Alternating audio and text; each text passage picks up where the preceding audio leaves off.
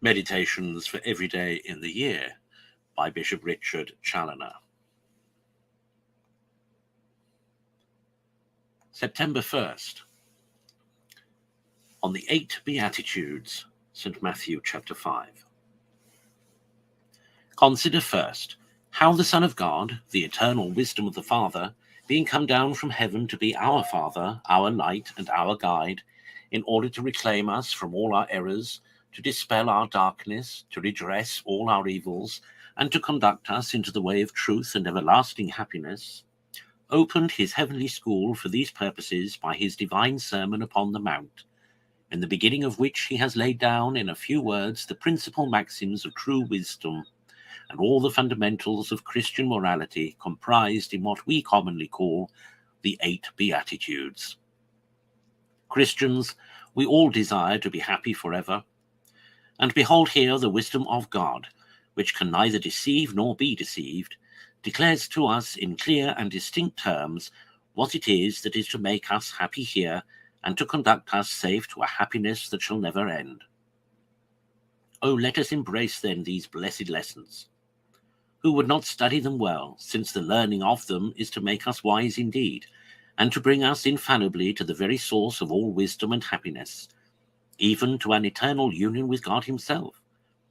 O Heavenly Master, who would not frequent thy divine school, since, in the very first entrance into it, thou thus directest us into a plain and easy way to eternal bliss?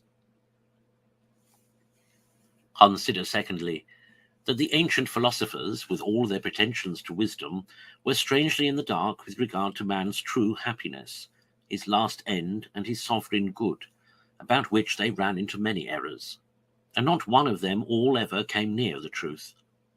And, as they knew not the end, so were they also strangers to the true means that were to bring us to this end. They never once imagined that to be poor in spirit, to be meek, to mourn, to suffer persecution, etc., was the way to happiness. Much less did they suspect that such as these alone were actually happy. This was a doctrine never heard of in their schools. This was a lesson that was to be taught by the Son of God. This truth he brought down with him from heaven and delivered to his disciples in his first divine sermon.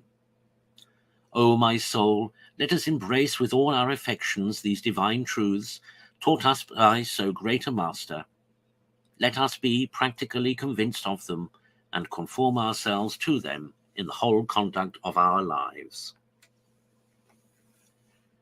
Consider thirdly, how miserable are all the children of Babylon, that is, all poor deluded worldlings, who under the name of Christians, whilst they profess themselves followers and disciples of this divine master, take no notice of these lessons which he came from heaven to teach, but live on in an affected ignorance of them, so as to apprehend all those to be miserable whom he pronounces blessed, and those alone to be happy who wallow in riches and sensual pleasures, whom he declares to be miserable, and against whom he pronounces his woe.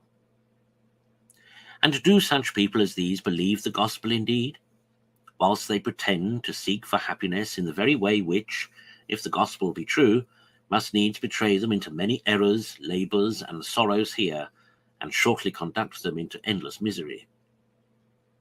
Oh, let us be more wise. Let us open our eyes to this great light which is come down from heaven, to shine upon them that before sat in darkness and in the shadow of death. Let us believe and adhere to this great teacher who has the words of eternal life. Let us follow him, and we shall not fail, under his conduct, to find the true way to solid happiness and eternal life.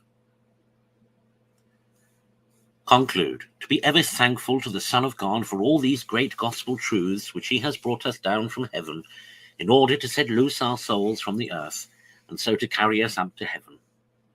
Oh, if we desire to fly up to this happy region of pure and immortal joys, it must be with the wings of these virtues that are recommended to us in these 8 Beatitudes.